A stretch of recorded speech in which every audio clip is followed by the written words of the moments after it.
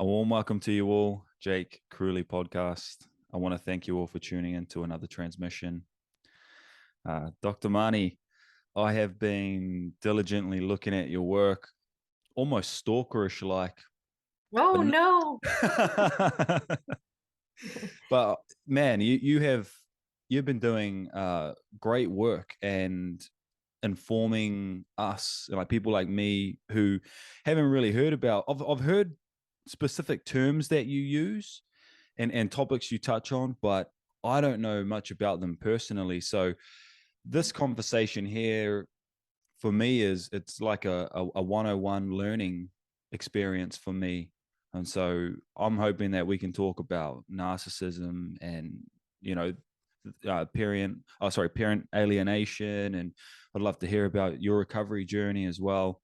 So I just want to give you a moment here to just give a brief introduction to the work that you're doing today currently.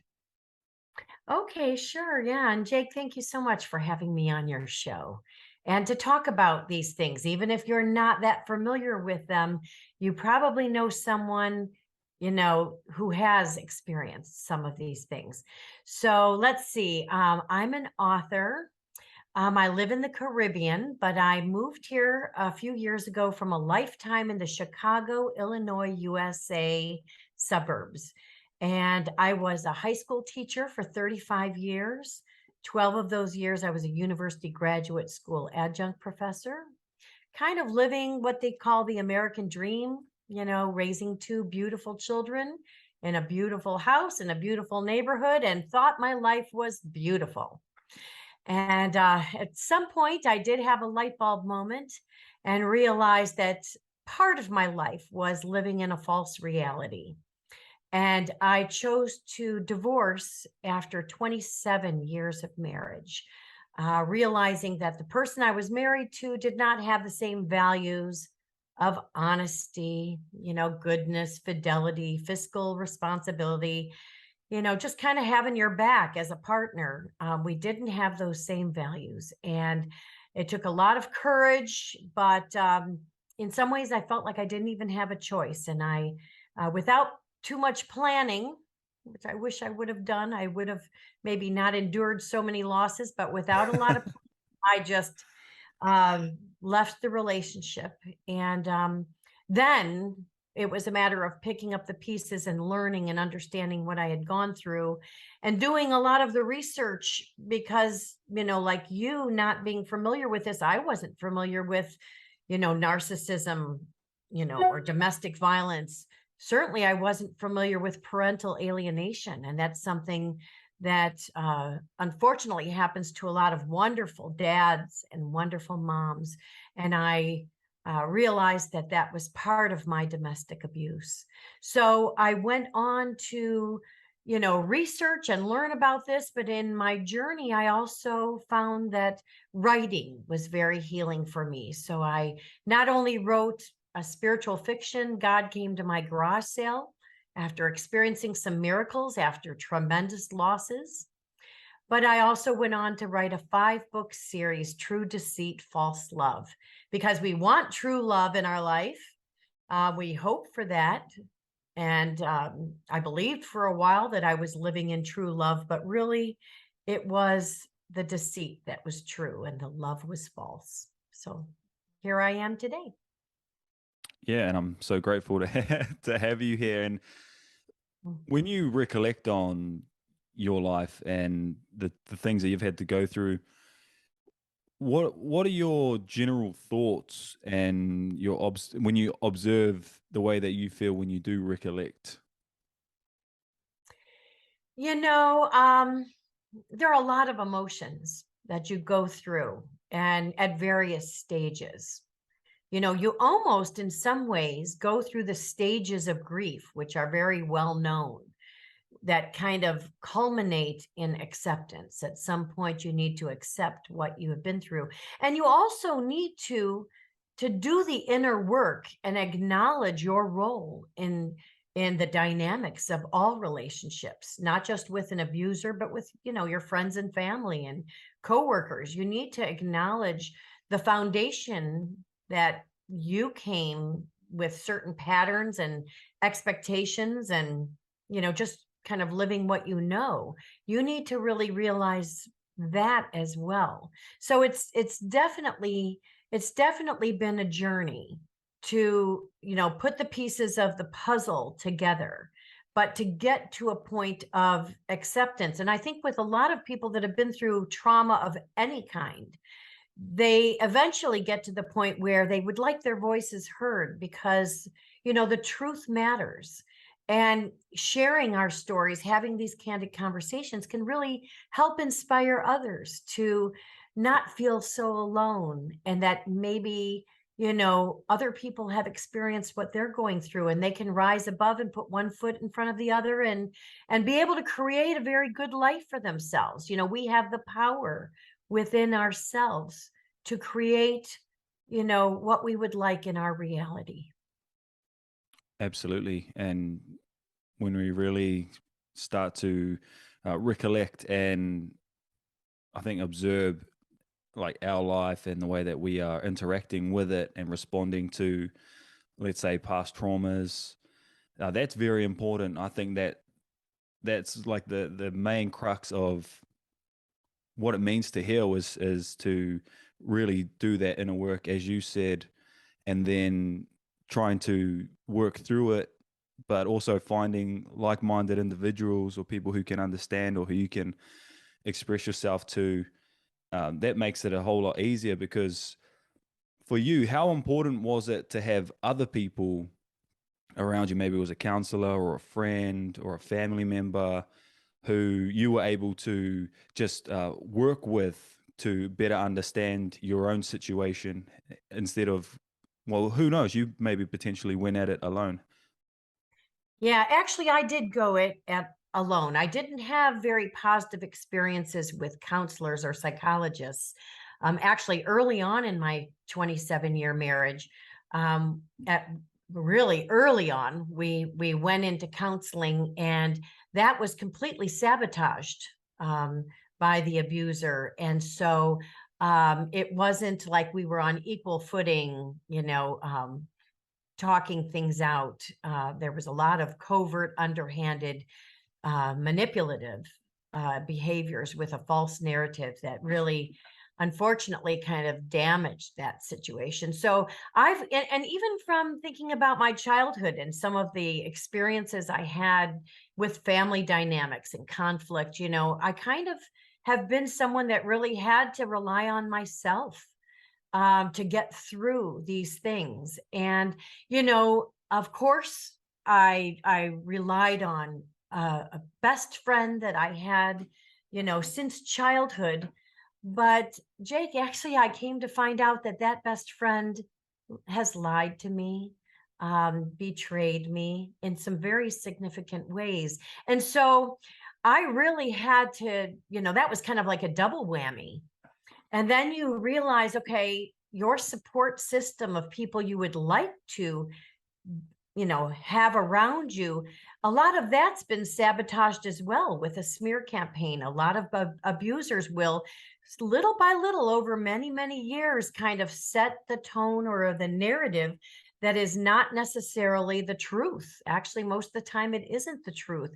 And so by the time like the relationship crumbles, some people like friends, family, neighbors, coworkers that you think really have your back and understand where you are at, and that you have a kind of a nice relationship with, a connection with, someone that you think you could share your thoughts with and get advice, they're not there for you necessarily. I found it was your support system. In my case, my support system was just kind of gone. So I really had to navigate my healing journey on my own. And, it's through the writing and through connecting with others that have experienced this or have background knowledge, or, actually researchers that address these topics, that I got some of the validation I needed to know that, really I was dealing with a lot, and I was dealing with it alone.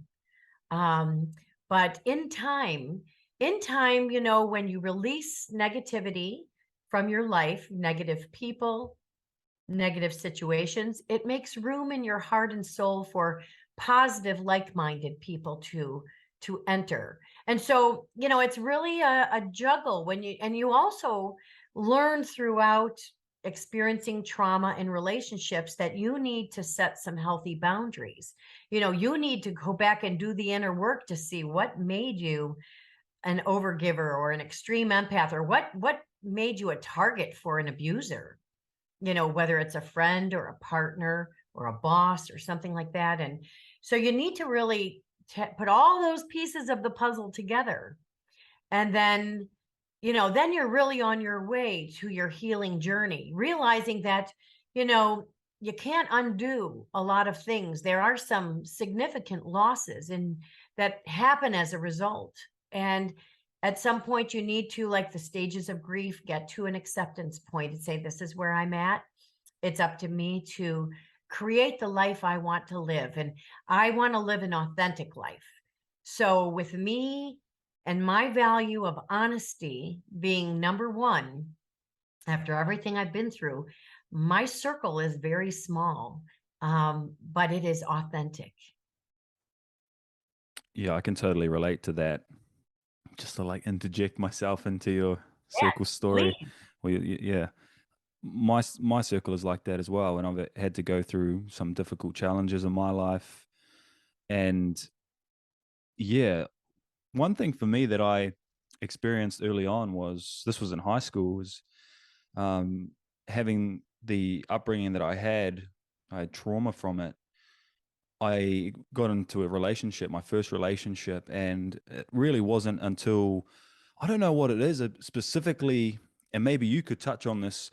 Like when I got into a relationship, all of this stuff, like all of this baggage and trauma and just the way that I was being, it really showed itself. It was just like there was no covering it. It just, I was, I was jealous. I was like envious. I was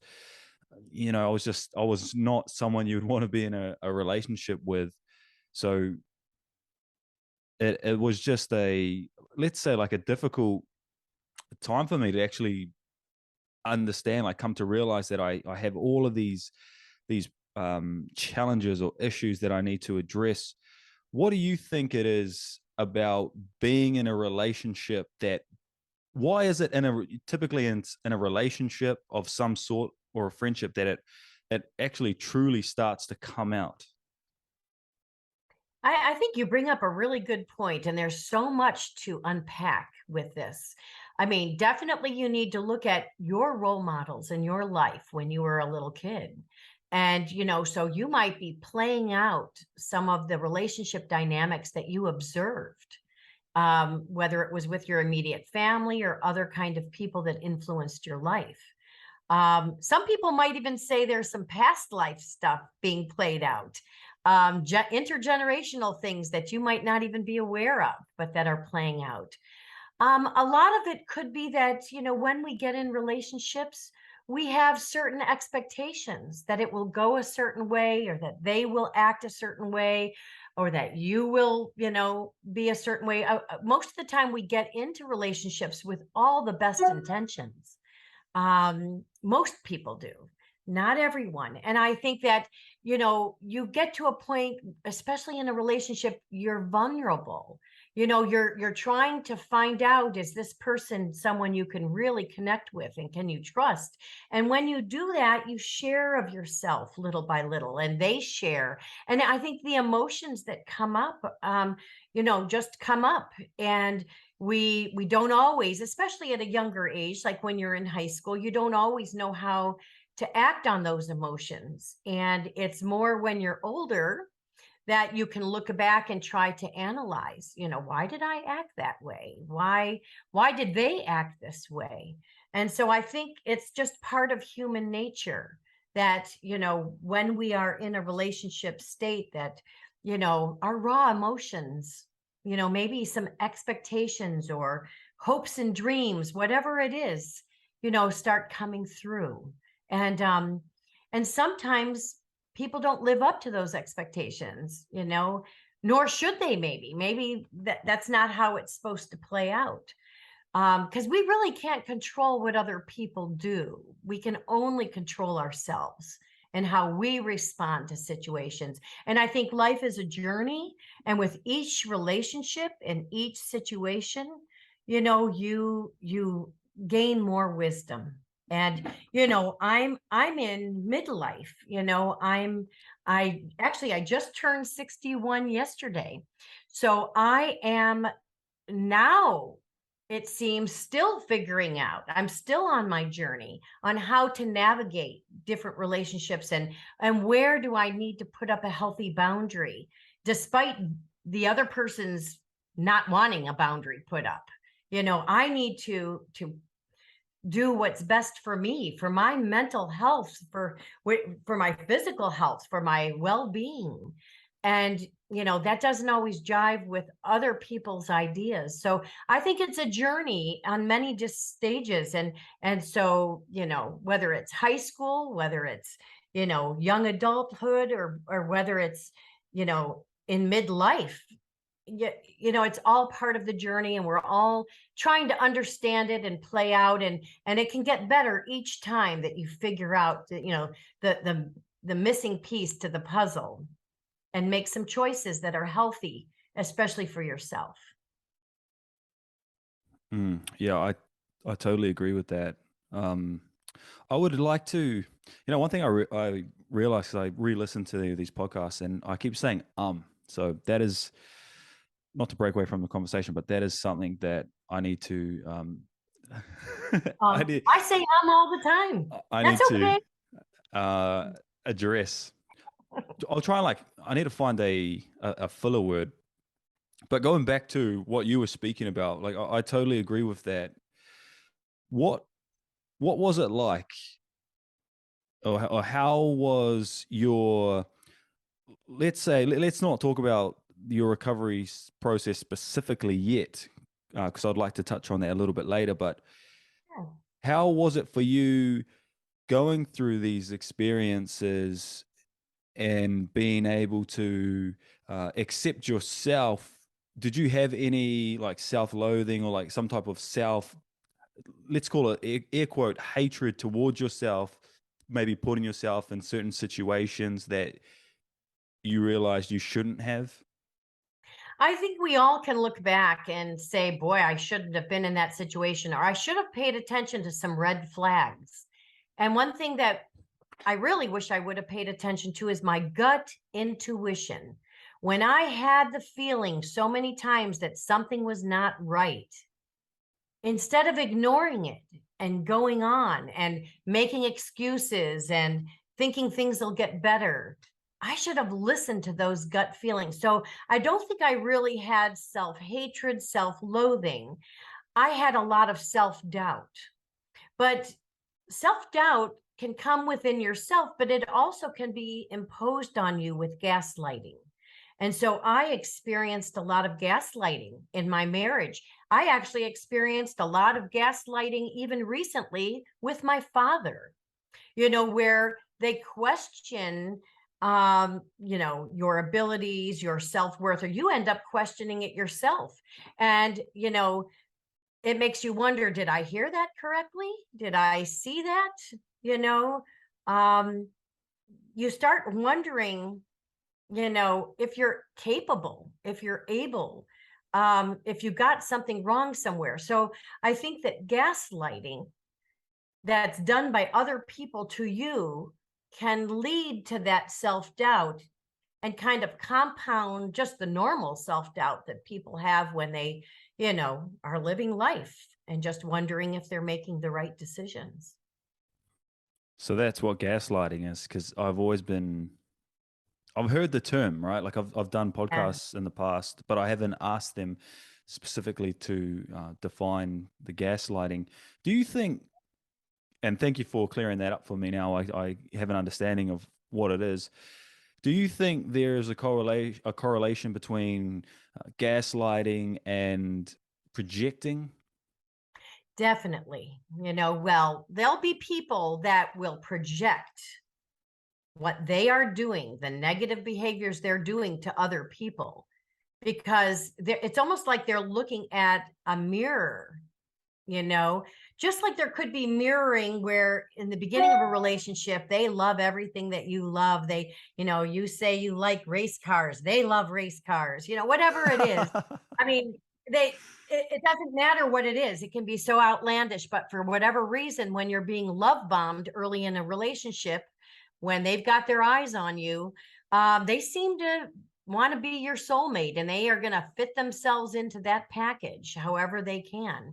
But on the flip side, there is the projection where they might be someone who really is dishonest. They lie, they cheat, they steal, but they'll kind of project that onto you and accuse you of doing those things and then you get defensive, like, I would never lie. I certainly believe in vows. I would never cheat.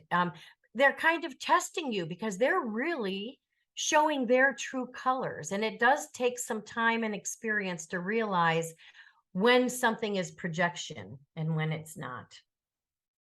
In regards to narcissism and narcissists, see, this is something that I always hear about, but I never inquire about it. So I'm so glad to have you on so that I can understand and help my audience understand what it is as well, like maybe inform them. It's good to learn and expand your own horizons. Right, but disclaimer here, I am not a psychologist. I am not a psychiatrist. I'm an educated individual who's had some experiences with all of this and have done my own research into this and then connected the dots to my own experience. So even with my books, they are resources, they are tools, but it doesn't take the place of professional help or professional advice. But we certainly can talk in general terms about narcissism and the projection that they do, and the gaslighting and smearing, the intentional harm that they cause others for their own kind of sick gain. Yeah, we could preface this prior to going into it and just saying that this is from your experience, and maybe you're speaking on it subjectively from what you've been through. So, like, narcissists, my first question is, it seems like they are doing it knowingly, but from my life experience, I didn't know I was doing something wrong until I knew. So Right. Is there some type of disconnection they have between knowing that they're doing are they consciously doing what they are doing, or are they like sort of lost in a trance state? Are they doing this purposefully, like generally? Right. What a really great question. And this is something to really analyze. And I will tell you, the person who wrote the foreword to my 5-book series, True Deceit, False Love, is Dr. Sam Vaknin. And he is a self-proclaimed narcissist. Still is a narcissist. Always has been a narcissist. But he is someone who has learned empathy and actually provides information. Some of it is firsthand information to address the questions that you just asked. Because I think that there is a continuum, a spectrum, from what I understand. I think that there are some times that people are unintentionally playing out their narcissism. Okay, so they don't mean to hurt other people, it just happens. And I think with some, and there's various different kinds of narcissists: spiritual narcissists, covert malignant narcissists, vulnerable narcissists, overt. There's many different kind of categories when we break down to label people. But I think that at some point, some of these narcissists, and they're all most of them are undiagnosed because they don't think anything's wrong with them. They're pointing the finger at other people. At some point, though, they believe their own lies. They have said their lies or have thought a certain way or treated people a certain way for years and years and years, that they actually internalize that and believe that that's really the truth. Then there are others, and I have experience with these others, that intentionally mean to harm you. They actually target you even before you have even met them or had a relationship with them. They look for someone who is empathetic and kind and forgiving and believes in the goodness in the world and might overlook some really negative behaviors. And they'll test you little by little. They'll do some things to see how much you'll put up with, you know. Even when it comes to having extramarital affairs, they'll just drop little seeds to see what your reaction will be. Will you ignore it? Will you confront it? And then little by little, they kind of have an arsenal of behavior that they'll use. And there are some, and there are many actually, that intentionally harm. They know what they're doing. They have an end result that they want. And lots of time, their end result is power control. And they have this mask, like all of the books that I wrote, they all show an abuser with a mask on, and the mask is slipping because they have this persona. They have this image in the public eye that they want everyone to believe. When really behind closed doors, oh, well, it's something else. Tell me why you're laughing. Yeah, I had a friend, and I won't even give the gender away, but they were in a relationship with a narcissist, and I'm telling you, the narcissist, I'm obviously putting the label on the person, but the narcissist actually portrayed themselves in the public eye, like in the public arena, as this kind, loving, compassionate, warm, open individual. But in reality, what they were doing to my friend was horrific. It was something that you wouldn't even believe if they told you, right? And right. These people can be dangerous. They can be dangerous and deadly. They have an agenda, but yes, they have a mask at the outset. And I don't mean to interrupt you here, but okay. They do lots of times have positions of power in their employment. They're presidents and CEOs. They could be church leaders. They could be the head of an organization that is a humanitarian efforts, all about being an upstanding community member. But that could be the farthest from the truth in reality. And it sounds like your friend, eventually learned the real malevolent person behind the mask. Yeah, and I didn't speak with my friend for a little while. So when they were going through this experience, they would talk to me because I think I offer them a safe space, like an empty space for them to be who they are, and I'm happy to listen and offer advice. But just seeing the change, like just energetically, from the last time I seen them to when they recontacted me, they looked lifeless. They looked like they had every ounce of energy and happiness and joy like sucked out of them. They look like I don't know, it's probably a not a good example, but they look like a sad fighter who has just cut weight to weigh in, and they look like a zombie, and they were not happy at all, and they were depressed, and they were going through so much. And it actually it seemed like for them it was so difficult to leave the narcissist because the narcissist would make new Facebook accounts and start messaging, and would text message, and would walk past the work and all of this stuff. I want to ask you, because you were married for 27 years, when did you begin to realize, like, when did the cracks start to show that you were in a relationship that isn't in your best interest? It actually happened before I was married. So, I mean, I had so many red flags and saw the writing on the wall before I was married. And I think my own drive to want to be married and have a family kind of made me blind to what was right in front of me. Glaring red flag. Headlights. And so this can happen, and even reasonably intelligent people can fall victim and prey to this type of predator. They're very skilled.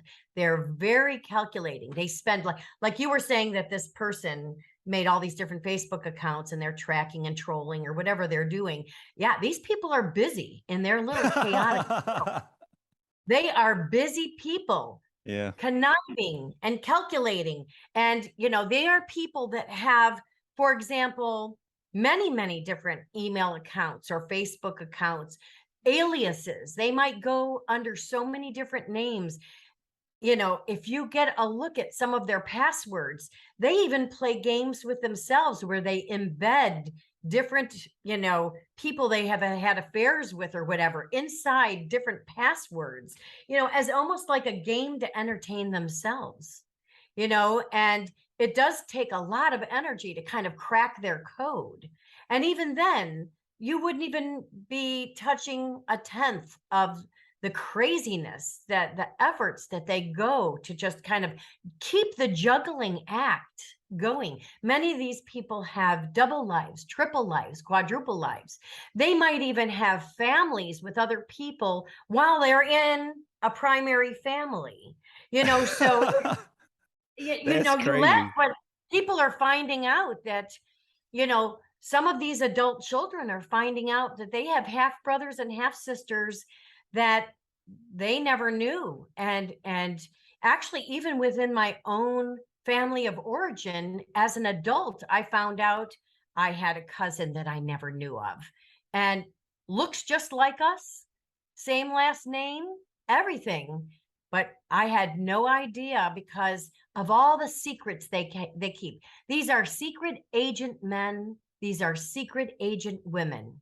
They lead these double lives, and you are a conquest. You are a game to them. They love the thrill of trying to, take over someone. And like you were saying, your friend went from looking just fine and healthy to really run down. That's exactly what happens. I look at pictures when I first was married of myself, and then, in the throes of things, when it was really starting to go downhill, even though I was trying to keep it afloat. I physically was not looking so good, and mental emotional stress can lead to physical disorders, really. So it's amazing, once you leave a toxic individual, not only do you get your life back, you start to learn about who you were before this abuse happened. You get your vitality back, you get your health back, your emotional well-being. And so it is very natural for someone who has gone through gaslighting and any kind of stress with a narcissistic abuser to really get run down, because then at some point it'll be very easy for them to trade you in for a different model, a younger model, whatever it is. They'll trade you in because you are no longer, what they expected or wanted or what they signed up for, even though, you've always been true in love and your character and support and everything. But they do suck the energy out of you, and you got to get your energy back. They call them energy vampires. Yeah, that honestly, it was like they were on their deathbed, or Yes. like stage. I don't know if there's like stage 4 cancer, but stage 3 Mhm. cancer, just going Mhm. through chemotherapy. In regards to the narcissism, what what is because I haven't been in a, let's say, a narcissistic relationship, but I've been in ones that I've been in one that has been really self-centered. I don't know if that Yeah. I don't know if that was narcissism, but I really lost myself in that relationship. And I love how you touched on, you get your vitality back, like you actually remember who you are, and you can Yeah. actually start to um, engage and interact with life again. When I was in that relationship, I was I was experiencing cognitive dissonance because I think just there were so many problems and like issues and arguments and disagreements, and so much going on, lies, that I started to like forget and lose like who I was. Did you Mhm. experience anything like that in your marriage? Oh my gosh, yes, yes, for many years. So the cognitive dissonance is something that, really almost starts early on, but, by the time you really can address it, it's full blown. But yes, you are doubting yourself because of the gaslighting. You're being told that, you're not seeing what you're really seeing or hearing what you're really hearing, even though you know what you saw and you know what you heard. So there's a lot of that cognitive dissonance. And then there's also intermittent reinforcement. So then they keep you hooked because there's periods of good times, whether it is, outwardly, gifts or trips or um, whatever, but sometimes it's inward. They give you attention. They start spending some more time with you. They seem to open up and connect just to have that dynamic switch again. So you have this intermittent reinforcement that kind of keeps you going. That's why when you decide at some point to go no contact with someone because you want to put up your healthy boundaries, you don't want to break your no contact and go contact, because then you're just starting from square one again.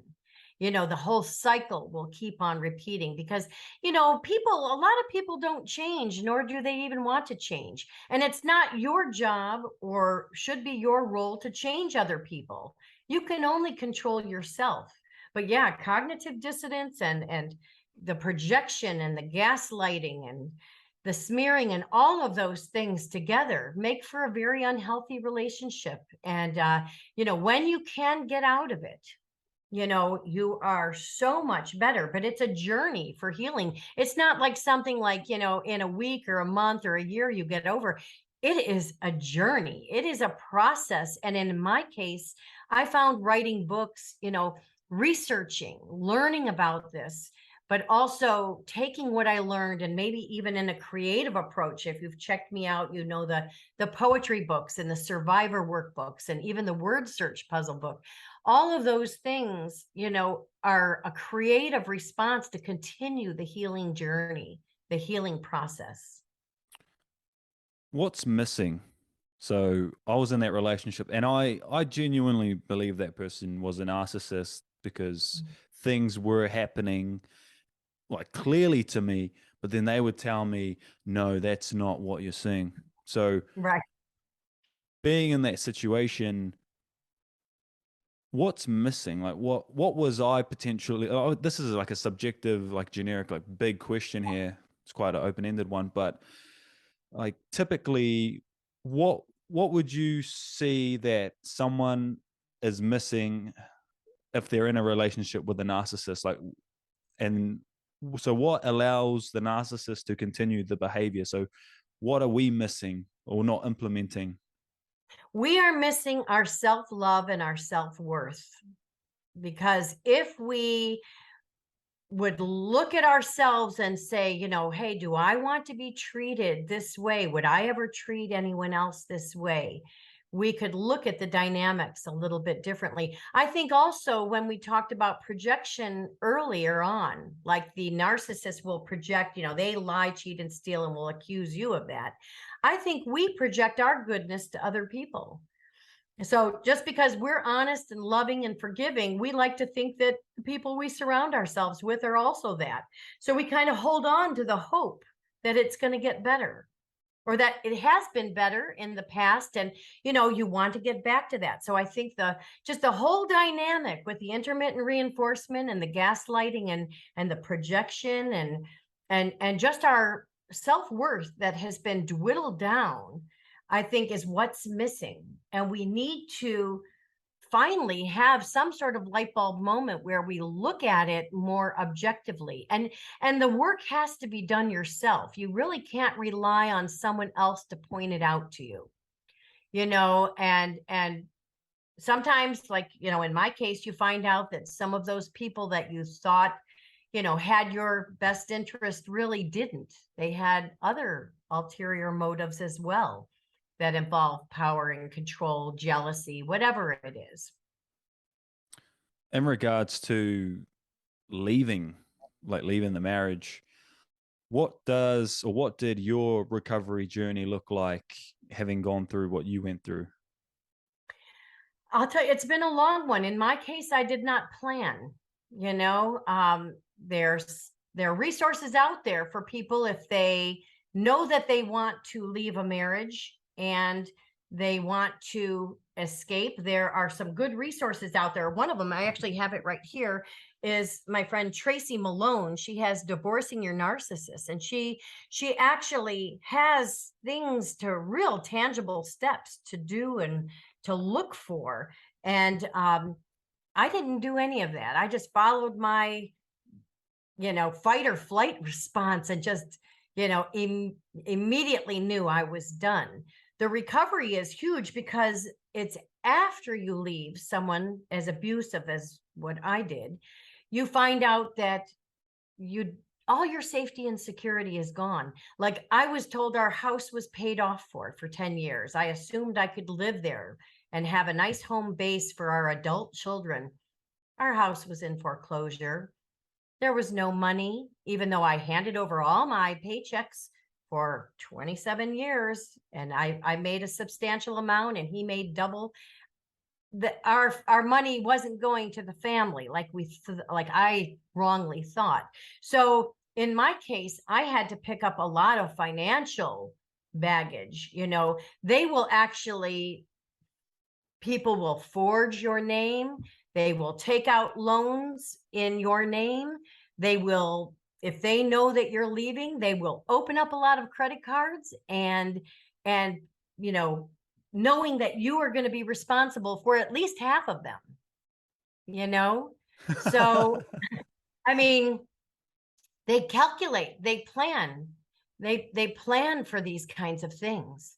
And that happened to me personally, where it was like, I never had a credit card from this company, but now I do. And it was maxed out, and it doesn't matter. You are responsible. So the picking up the pieces, there's a lot of pieces to pick up. It's so you have to worry about your basic safety needs, your shelter, your food, your transportation. Some people have to worry about their job because their abuser has sabotaged their job or had them quit their job. You have to worry about your health because your physical health has been in decline from being with someone like this. So the process is a long one. However, I'd like to give hope to your listeners and your audience that, really goodness and truth eventually prevail. And you are a capable, resourceful person.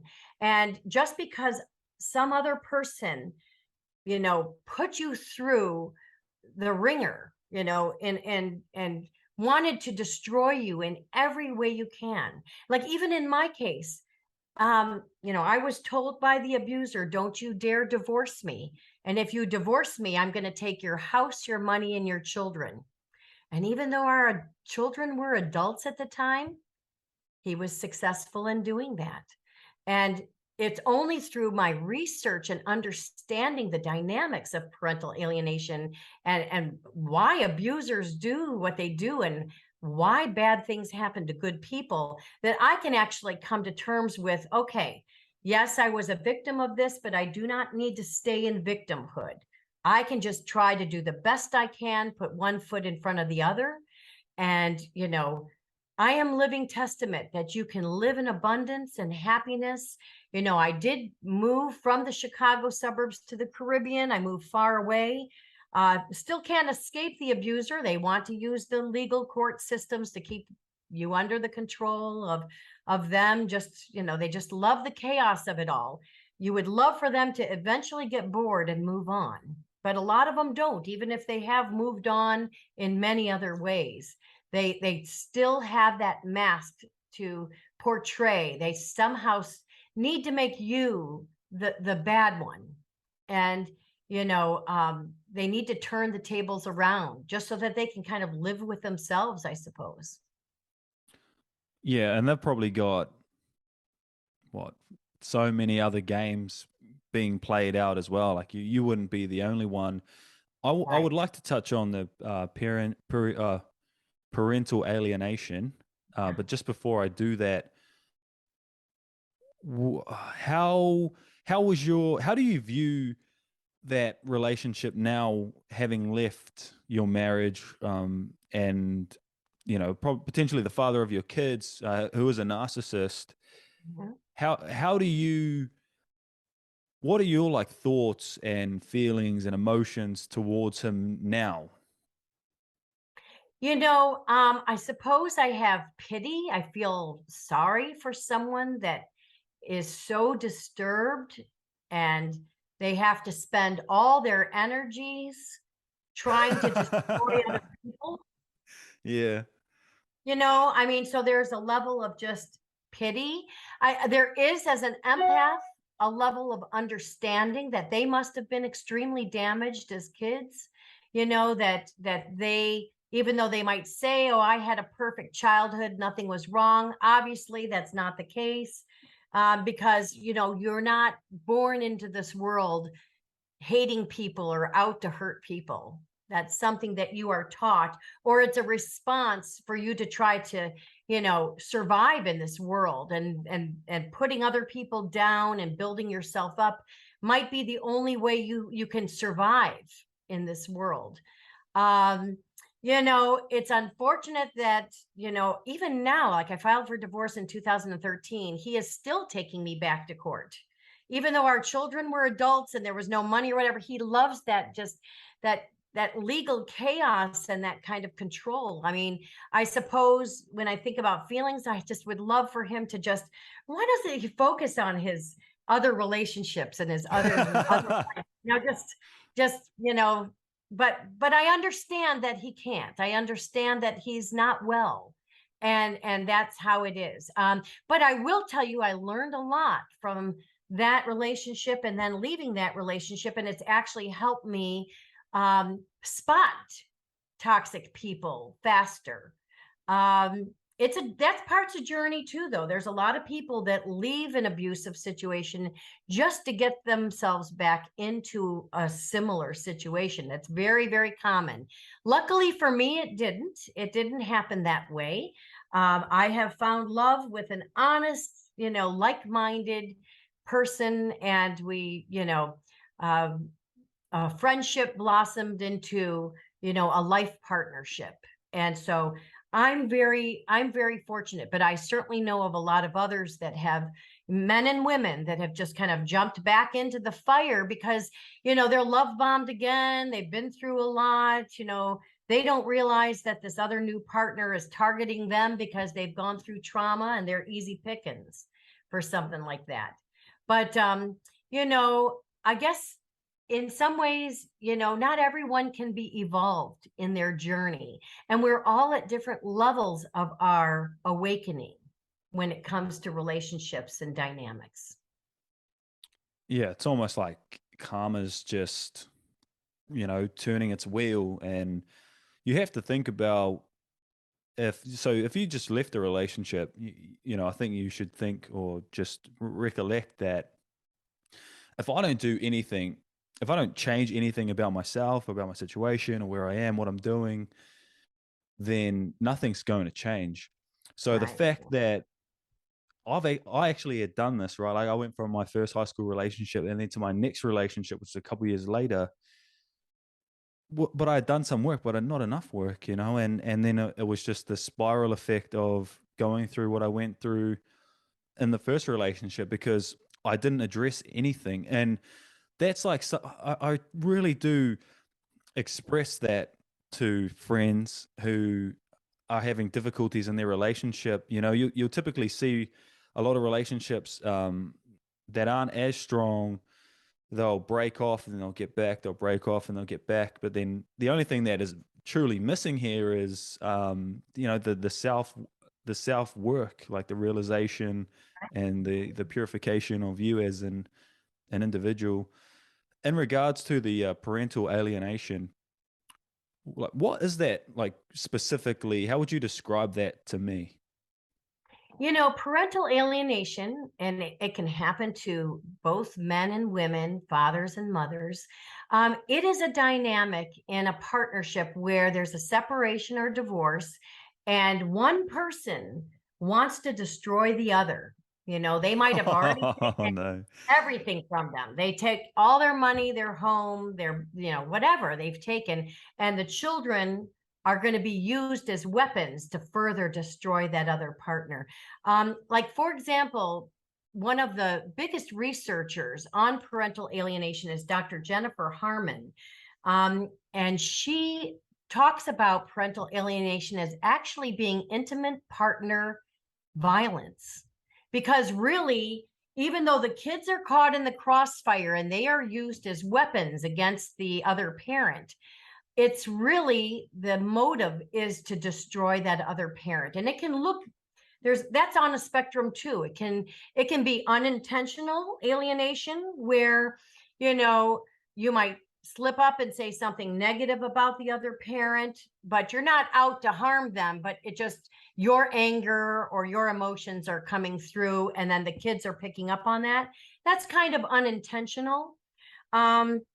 But then it can also be where, like, let's say the kids are younger, that the one parent, the abusive parent, the alienator, will make false accusations. They will try to get the other parent arrested for something that they did not do. I actually heard of a case where they will actually say, oh, your other parent died. I'm so sorry.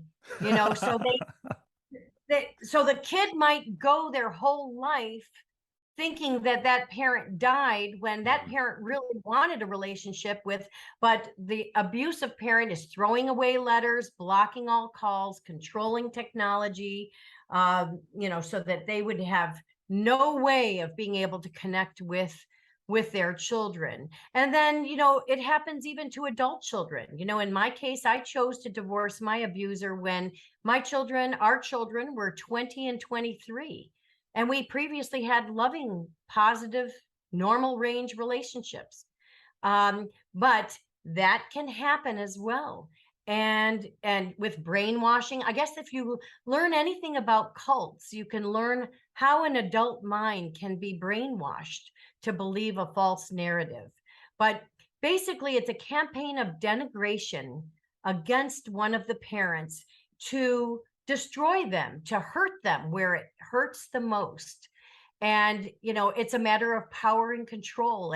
And these people, many of them know exactly the damage they are doing to everyone involved. That happens a lot here in New Zealand. I've seen that Yeah. so much throughout my life. I've had friends, family members having to go through, things like that. And I just think it's one of the weakest things you could ever do is use kids as a way of harming someone else, because obviously majority of parents love their kids. They'll die for their kids. So just oh man, it's one of those things. It's just like it really is one of the biggest low blows. And yes, and I will tell you, so many people say, okay, I don't want to get involved, I'm going to be neutral. But actually being neutral is supporting the alienator.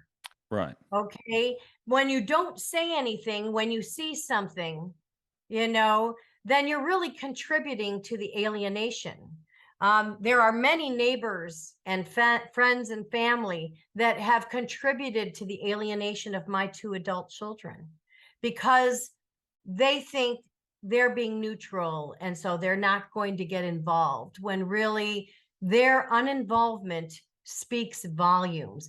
And then there's a couple other dynamics, Jake, that you really need to be addressed here. One is called Stockholm Syndrome, which is a term some people have heard of. It's about a bank robbery that happened in Stockholm, Sweden, where the bank tellers, had their lives at risk, but they ended up being sympathetic to the bad guys, to the robbers.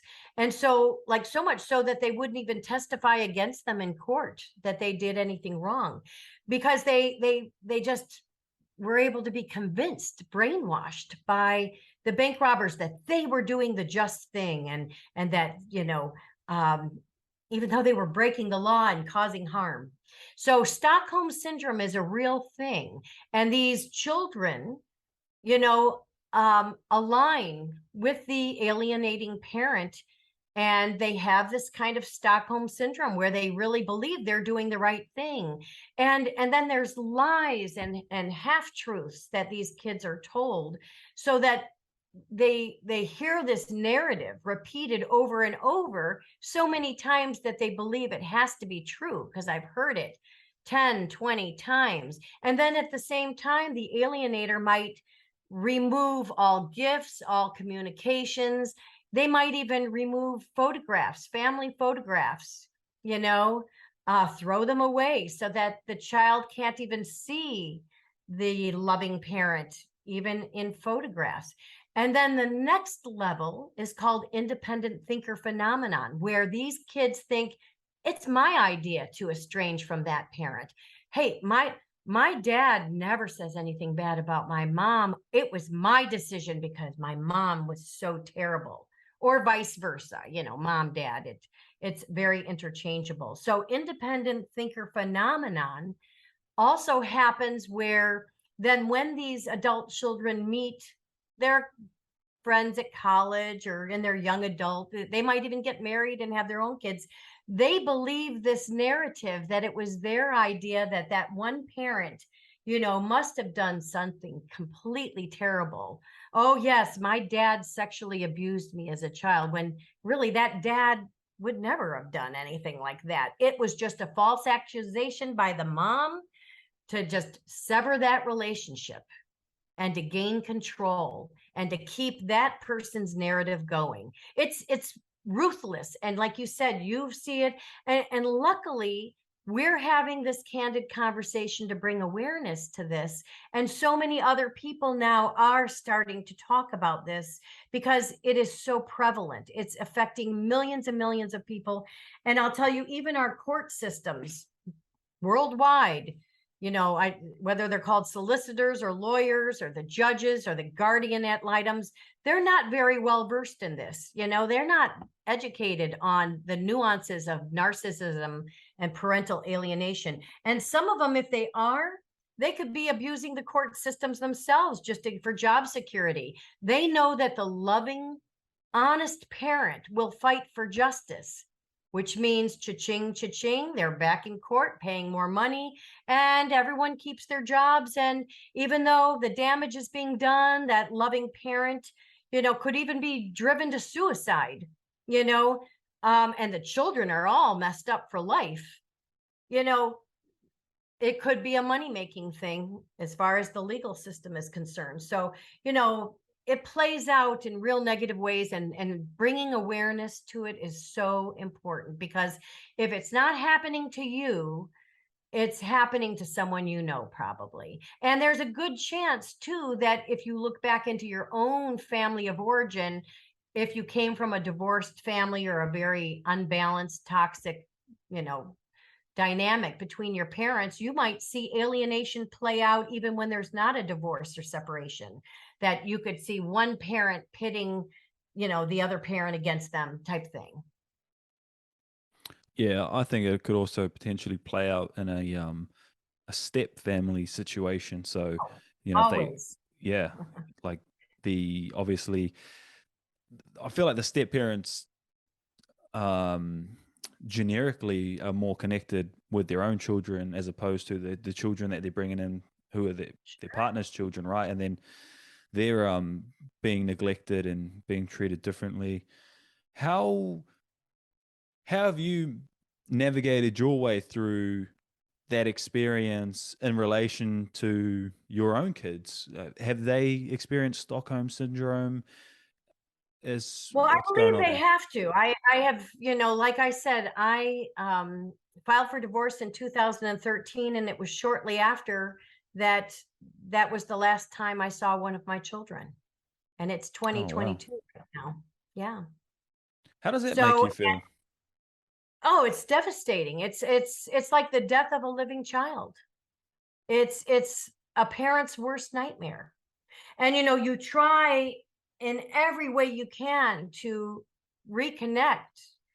But in some ways, it seems the harder you try, the further they go. And then, of course, when you have the alienator involved, they even encourage kids to file charges against you or get orders of protection. You know, they it's devastating. It's devastating for any loving father or mother to lose their living children. And life will never be the same. Even though I am living a happy life, a fulfilling life, I'm trying to enjoy each day and be grateful for all the blessings I've been given. Nothing will ever fill the holes in my heart where my children, were on a daily basis, on a regular basis. And it's just devastating. I wouldn't want to wish this on anyone.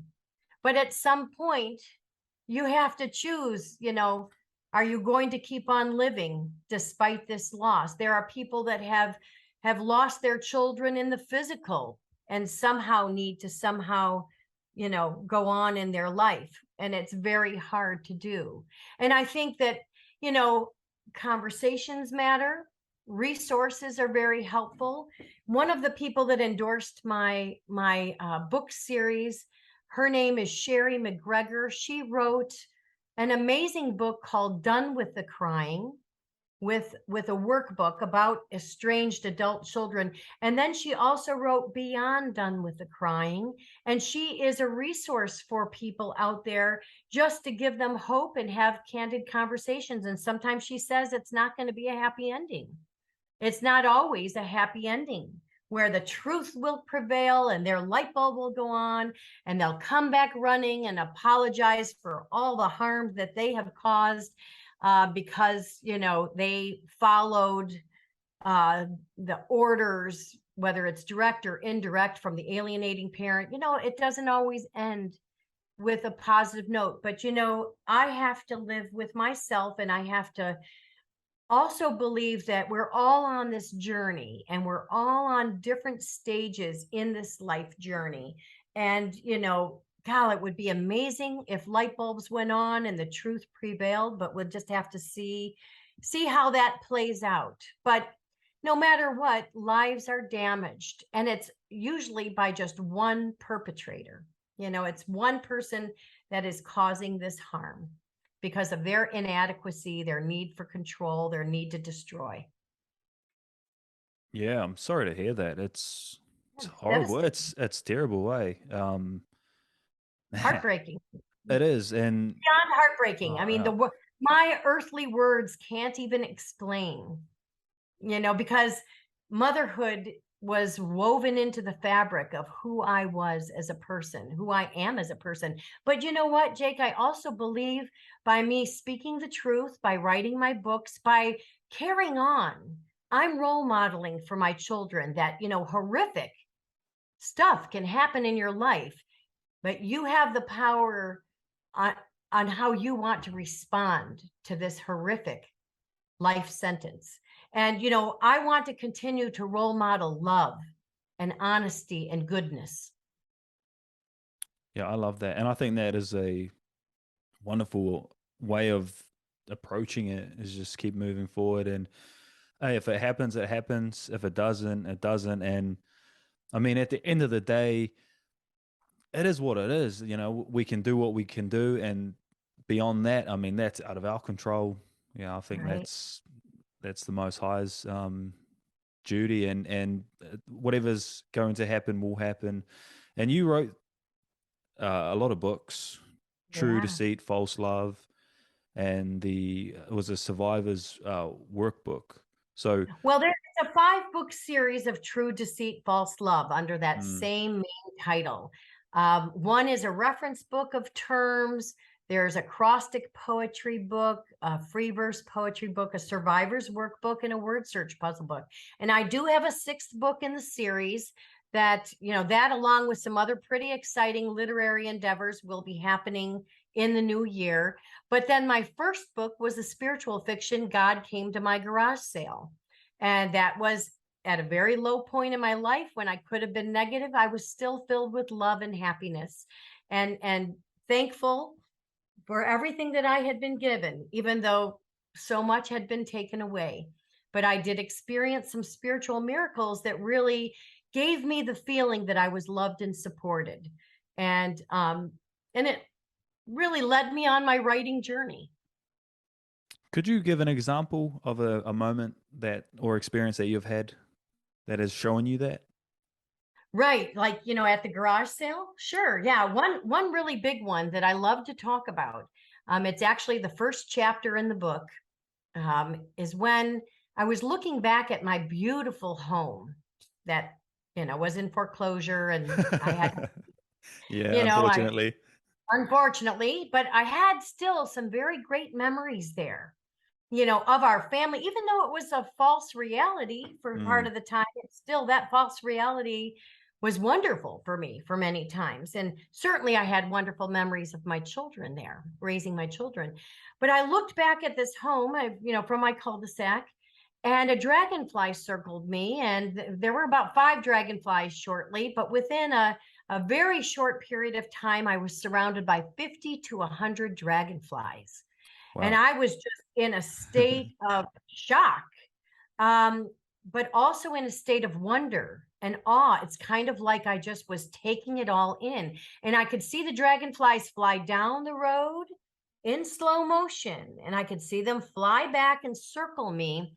And I could see the veins in their wings. So that's why you have to know it was slow motion, because normally when a dragonfly flies around, you don't see their veins of their wings. And I saw the iridescent colors, the different sizes I equated to like ancestors, my own or other people's, I don't know, just babies, toddlers, teenagers, all the different sizes.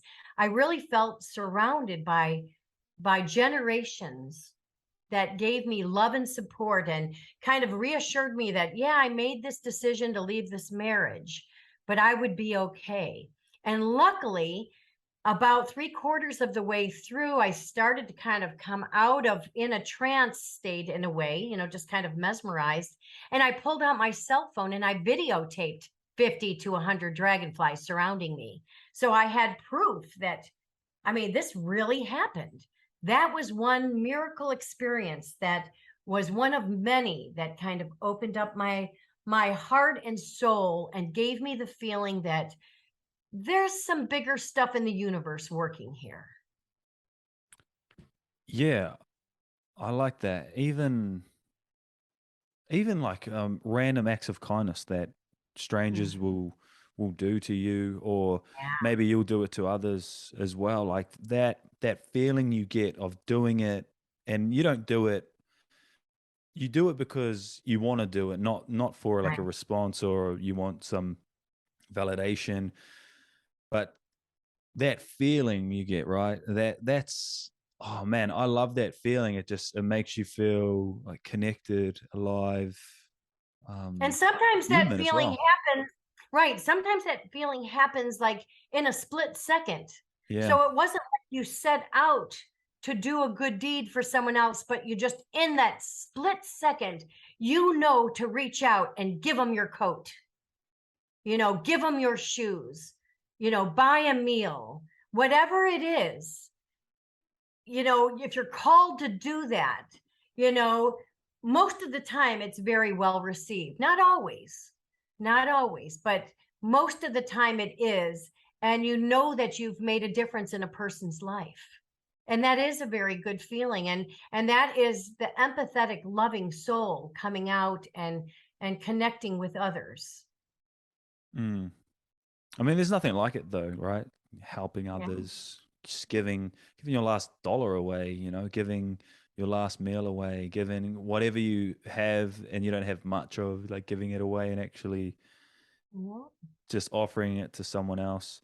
I I would like to ask you two final questions, and it's really about self-celebration, and I want to give you a moment to celebrate yourself. So the first question is, what are you most proud of doing in this life? My 2 beautiful children. So that was the biggest calling in my life, is to be a mother to these 2 beautiful children. And that is the best thing that I've ever done. even though I've done some pretty amazing things in my life, you know, that would top it. My two beautiful children. I love that. I'm yet to speak with someone. So this is episode 17. And I believe all of them have been parents, because actually, yeah, that is the answer every time I ask the question. But that is Not beautiful. all parents. I'll tell you, the narcissistic parent might say it's some award they got or some job that they did, when really secretly their biggest conquest could be fooling someone and destroying them and stealing everything. They may not say that because they want to keep the mask up, but that could be their biggest conquest. But the loving, empathetic parents, yeah, having your children are it's the biggest joy, the biggest accomplishment, the biggest hope and dream. And you want to give them wings so that they can be independent and have a beautiful life. Hopefully, I know that I gave my kids a wonderful foundation, at 20 and at 30, 30 for one. So, goodness prevails, but being a parent is the best. I'm not sure how I'm going to react when I have a guest on who has kids and they don't say they're kids. Right. You'll have to secretly think, would they be a narcissist? But they might, you never know in an interview, they might just kind of think you're looking for a different kind of answer. No, absolutely. And the final question is, what is your hope for the world and future generations? Well, my wish for the world has always been peace on earth. And even my two adult children will say, ever since they were little, whenever they asked anything that I wanted in life, all I want is peace on earth, for the goodness of humanity to prevail. Yeah, man, I agree with you. Like, that is something that I often contemplate, and it's so simple, yet we make it so difficult. Like, we make this experience tough. Like, it could be that easy, but it's just not. And I guess people are they're still in a trance, they're still sleeping. It's like a computer program. Oh, yeah. There's different levels of being awake in this world. And there are a lot of asleep people right now, unfortunately. But, little by little, every day when some truth is revealed, the eyes waking up a little bit. So, but peace on earth, and realize that there's so much goodness in humanity.